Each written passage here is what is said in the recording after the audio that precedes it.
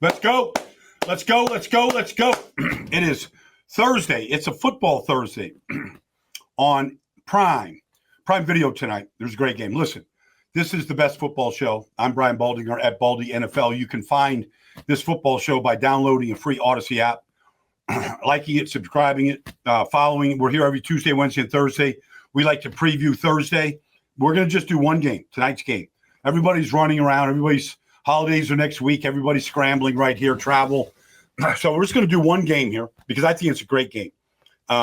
It's Buffalo at 7-3 coming off a big win against Tampa at home, and Houston coming from a late comeback win against Tennessee in the final seconds of the game to beat Tennessee. Behind Davis Mills, makes a great throw to Nico Collins last week. They get to 5-5. Couple things. When you watch Houston's defense, they are nasty. They are really, really nasty. I mean, to watch Danielle Hunter and Will Anderson come off the edge, like screaming off the edge. Will Anderson plays the game like, not just like the cliche, the hair is on fire. He plays the game like this is going to be the last game he's ever going to play. He wants to make sure he leaves it all on the field. That guy plays so hard. He's such a good player. He's got his 8 sacks right now in 10 games. He's got a bunch of forced fumbles. Great player. Him and Danico Autry, Sheldon Rankins. Like, the front is good. Then you look at the linebackers. Aziz Al-Shire, right? Toto. You look at the corners right now and how Sting and how Lassiter play. I mean, they challenge you. They challenge you every throw. They get after the quarterback. They're really good. And so the offense is kind of limping along. You know, the offensive line has struggled all year. Nick Chubb, Marks, the rookie, they give you everything they got. They're a 1-2 back combination. Marks finished the game last week, had a bunch of good runs to get in the field goal range. But they're just not a dynamic offense. But this is what I know. When you study Houston, 5-5, 10 games. In 8 of the 10 games, they've kept their opponents to 20 points or less, including one shutout. I believe right now, after 11 weeks, that they are just double checking because I don't want to say something they're the number one defense in football. They've given up the fewest points. But you don't have to look at the stat sheet. You just watch them play. They squeeze everything. They don't give you explosive plays. They take the ball away. The corners are awesome, both of them. Stingley and Lassiter are both awesome.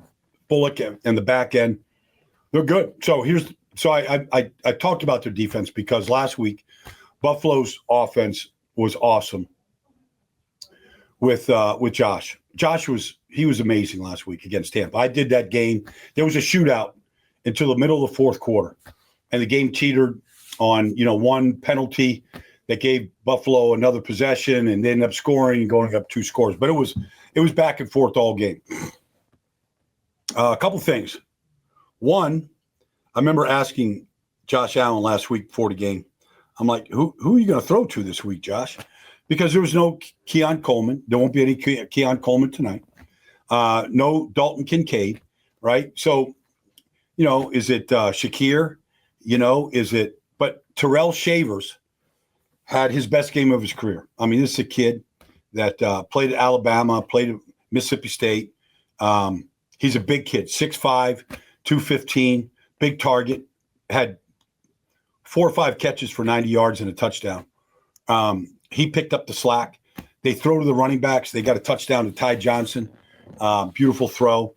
James Cook on a screen. I mean, what Josh told me was, we got dudes, Baldy. We'll be fine.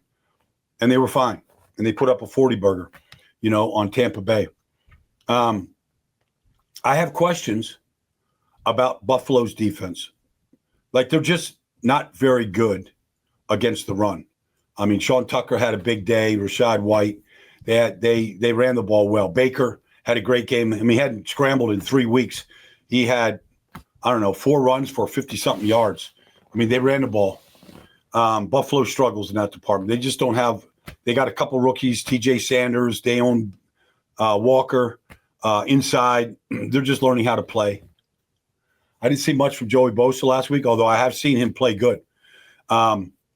So it's just a question of, a very average to below average offensive line of Houston going up against Buffalo. Last week, Tristan Wirfs had his way with Buffalo's defense. He had a great game. Graham Barton is an awesome center. Getting Gedeke back really helped against Buffalo. They don't have those kind of players in Houston, so they struggle at times. So it's really, can Josh Allen – and the other area that's kind of weird to me is James Cook has had 2 really substandard games in a row. And it's kind of alarming because just 3 weeks ago, he was leading the NFL, averaging 6 yards a carry. But it has really slowed down. So I'm interested against a great front in Houston, how they play, because it's the same 5 offensive linemen for Buffalo. I mean, you go right across, whether it's Deion Dawkins, Edwards, O'Connor, Cyborg, Spencer Brown. I mean, it's the same guys up front. James Cook the last couple of weeks has not been very good. So it'll be interesting to see if they can get that cranked up. This is a short week. Buffalo's got to travel. Everybody gives it everything they got. I'm not saying they don't, but it's a little bit easier if you have 3 more days to prepare for a game. So sometimes it gets a little sloppy. Sometimes the game plan isn't what you want it to be. It's not as complete as you'd like to be, as you're used to having. So there's some limitations there. But here's the deal. Buffalo is 7-3, and they're on the heels of the Patriots. They've beaten them. They still have a game with the Patriots in New England. They've owned this division for 5 or 6 years in a row. They would like to go get the division, and win it and get a home playoff game. But they've got to win and stay pace with what the Patriots are doing. And for the Texans, they're 5-5. And, they dug themselves a crypt, and C.J. Stroud's been out. They've had a lot of issues offensively. Defense has carried them. But, some of these games, they just haven't scored enough points. And so they're 5-5. But, the Colts go to Kansas City on Sunday. We'll see what happens with that game. But, Houston has won the division 2 years in a row. They would love to, and Jacksonville is playing good football right now, winning football. So we'll see. They'd like to stay in the playoff hunt, but they need a win at home on a short week to get the mini bye and get to 6-5, get CJ healthy, and then make their push. Most teams kind of target Thanksgiving as the weekend that they're going to start their stretch run, and you'd like to get a win this week, and then if you play on Thanksgiving, and then you get a bye, a mini bye, then you get ready for the final, I guess. 5 weeks of the season, 5 weeks of the season after Thanksgiving. And, you like to start stacking some wins. There's a lot of teams in that category. Buffalo, Houston, Kansas City. You like to get hot at that time of the year.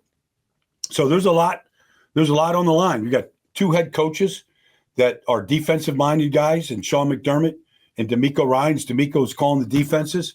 So Sean's calling his defense. Sean's calling his defenses. D'Amico delegates, but still, defensive-minded head coaches. Buffalo is pretty good at not letting the ball go over their head for deep shots. So it should be looking like a playoff game tonight. 2 good teams. All right. Question mark is, can Davis Mills play well? And he's got 2 wins in a row. Houston's won their last 2.